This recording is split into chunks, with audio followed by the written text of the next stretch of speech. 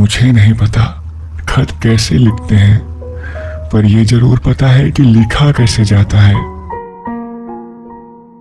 बचपन में लिखा करता था हिंदी की परीक्षा में। आज कोई परीक्षा नहीं है वैसे, लेकिन जरूरत है ऐसा दिल कह रहा है, लेकिन दिमाग नहीं। फिर भी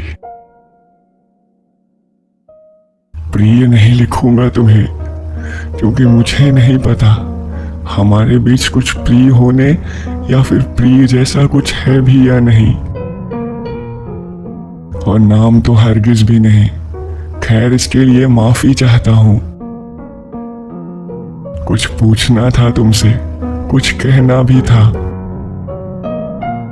इस बार किसी शायरी या किसी कविता में नहीं, मगर सीधे लफ्जों में।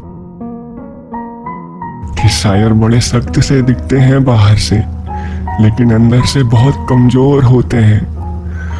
और ऐसा किरदार ढोकर मैं ऊब गया हूं, थक गया हूं।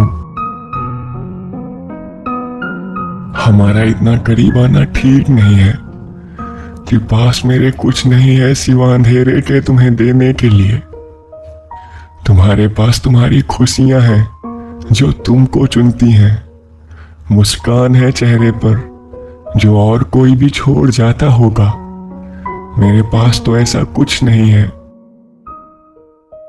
मैं औरों की तरह कामयाब भी नहीं हुआ जैसा दुनिया देखना चाहती है।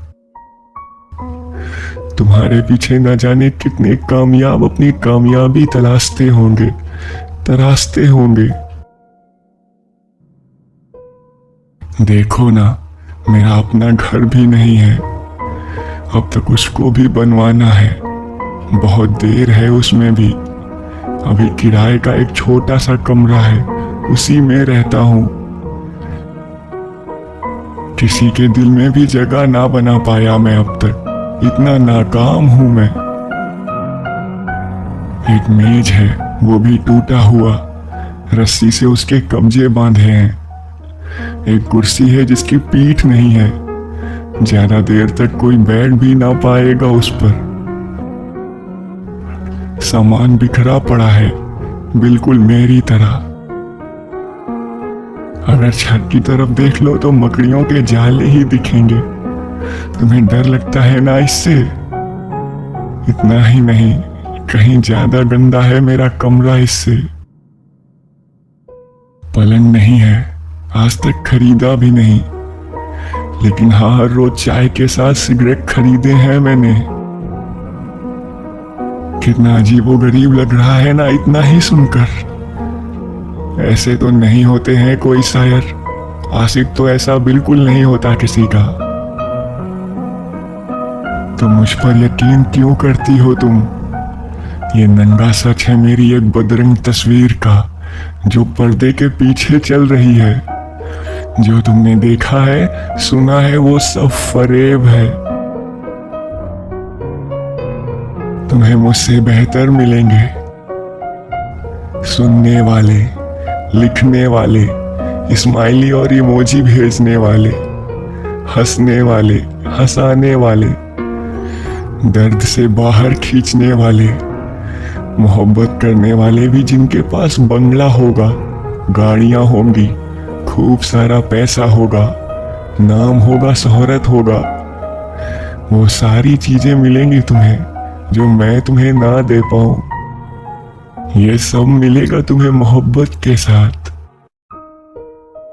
फिर क्यों तुम इतना कुछ छोड़कर मेरे पास अपनी खुशियों का सौदा करो? क्यों जो दर्द सिर्फ मेरे हिस्से के हैं, क्यों तुम उसे अपने नाम करो? क्यों? शायरी और बातों से पेट तो नहीं भरता ना, आने वाली जिंदगी तो नहीं चलती। भूख लगे तो कोई कागज पर स्याही रगड़ कर तो नहीं खाता ना। मैं किसी सरहद पर नहीं हूं जिसकी एक तरफ मोहब्बत हो और दूसरी तरफ नफरत। मैं बस हाँ या ना के उलझन में फंसा हूं। मुझे किसी के प्यार ने इतना कड़वा स्वाद चखा दिया है कि अब मीठा नहीं, मैं फीका हूं मैं। मुझे नफरत सी है अब मोहब्बत के लफ्ज से। जो इस दुनिया में अब खेल सा है, इस्तेमाल सा है। अब हाल कुछ ऐसा है कि मैं चाहता ही नहीं मोहब्बत करना, ना ही इसमें पढ़ना चाहता हूं। मुझे कोई शक नहीं तुम पर, ना ही किसी रिश्ते पर जो तुम मुझसे चाहती हो। मुझे मैं तो पसंद है, लेकिन ये अंदर का शायर नहीं जो हर बातों में इश्क ढूंढता है, प्यार ढूंढता है तुम्हारा।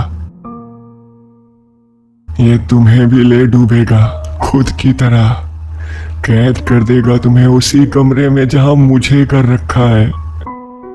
सन्नाटों की चीखों में, अंधेरों में, पन्नों पर गिरी हुई स्याही पे।